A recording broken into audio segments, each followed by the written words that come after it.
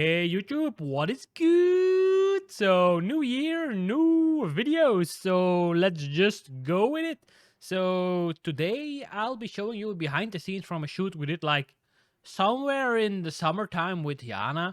The goal was to create some atmospheric vibes with smoke. So, it's really difficult to explain it, but there's a certain mood in the images. So, I'm gonna roll the intro and then I'm gonna do a voiceover during the shoot. So let's roll that intro and let's just start the video.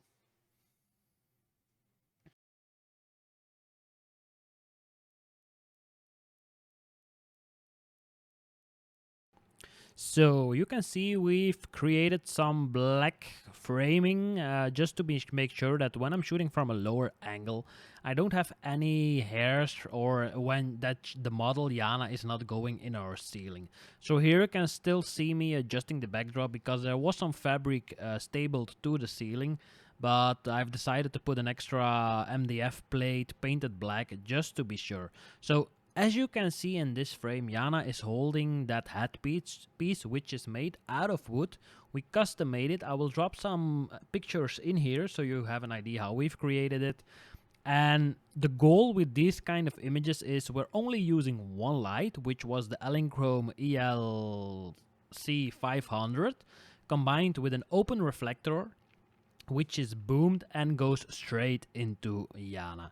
Now you can see that when it goes straight into her, the smoke illuminates, so we will only get definition in the smoke by actually putting strobe light through it. So we have to illuminate the smoke from the back so that we can actually see it in the image.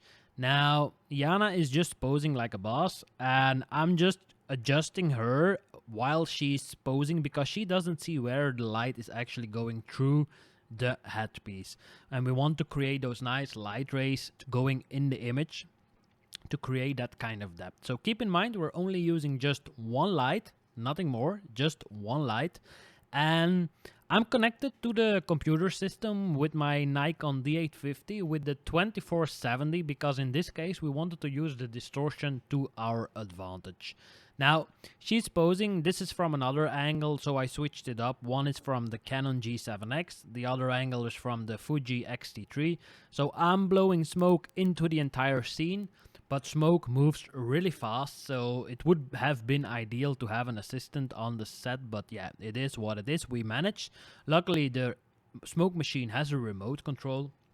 So she's holding it, and we attached the piece of wood to the ceiling with some cord to prevent actually that she had to lift it up all the time, and she was freely to move around. So then later on, I tried to put a grid into the open reflector to focus the light beams, but that didn't have the effect we desired. So I removed it, and yeah, we just kept on going with just an open reflector to spread the light out as much as possible.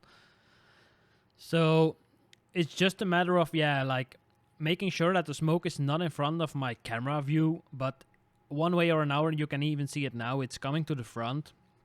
And you can see the light rays that are produced in camera already in this image. So it's just a matter of fiddling around with the hat. Here you can see me remove the grid, which is hot. So I threw it on the ground because it was way too hot. And then we're continuing shooting. So Yana can immediately see what she's doing on the television. That's why she's turning her head towards her right side. And that way she can also adjust herself when needed. So it's just a matter of, yeah, trying different things, making sure that the angle of the light is coming towards the camera, because in this case we really want that lens flare happening in the cameras, and the lenses nowadays are made so good that it's really hard to, yeah, to have that smoke or that lens flare going on in the camera. Now, for this, there's a funny story. First, we've put this wooden tabletop on top of two metal thingies. I don't know the name in English. But then we both went through it because I was so stupid enough to put my foot on it, and we both fell down. Luckily, nobody was harmed because I had to lift up the cord which was holding the black wooden piece, the hat piece. And then we started doing this scene. Now, one of the disadvantages I noticed later in post-production was the fact that you actually see the table on the picture. Even though we're just using one light, but because it's without a grid, it spreads all over the place. So we can really see the legs from the table, we can see the smoke machine which was under the table. So in post-production it was really a mess. Now here you can see me adjusting the headpiece to the left, to the right, because she has no idea whatsoever what she's doing, because she doesn't see the light rays from my point of view. And then she kept on posing, but again, it would have been nice to have that black, some sort of black fabric around the table, or even just a styrofoam in front of the table, so it would have been easier in post-production. We're still using the same light, nothing too crazy, just same light, same smoke machine.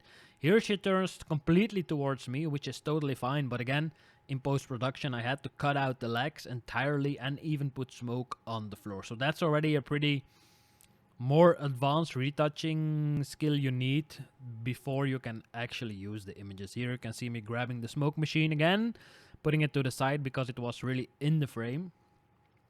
And yeah, smoke moves that fast. Now, when you see that those red triangles or squares on the image, it is the focusing beam from the trigger from Allengrome. The Pro trigger has that built in, so it makes it easier to focus in a dark scene. Now, it's not as dark as you see on the camera, because for me there was more than light enough. And yeah, we just kept on changing things, kept on trying different angles, and I was playing around with the lens distortion in my advantage. So as we know, I was using the 2470, and with the 2470 I can really elongate the legs and the arms and everything, so that it makes like a really nice image with lines, triangles and all that good stuff in it. Now, this footage is shot with the Fuji, and you can immediately see the quality difference in low light. Now, even this footage has been brightened up in post. It's such a big difference. Here you can still see the smoke machine standing under the table, because this is the second angle from the other camera. And yeah, it's just playing around with it. Having the smoke here, you can see the smoke moving really quick, and because we're shooting in a closed studio environment, the smoke is limited and it stays in a certain area. So as you can see here, the window was open to pull the smoke towards the window instead of towards me. But yeah, in the end we had to shoot a few images, quit, wait until the smoke is gone with a big fan, and so on and so on. So now you can see some images edited in the final process. So you can see that I emphasized the light rays really hard, just to make sure that there is actually anything visible. Now keep in mind, it is already created in camera, I just emphasize it more in post-production. As you can see, I went for a warm toning in these images, and if you want to know how I edited these images, feel free to let me know below, and then I'll gladly record another video for you guys. Now, if you like this video, don't forget to subscribe, hit that like bell to keep updated about notifications, hit the little bell, and then I'll see you when I see you. Ciao, ciao.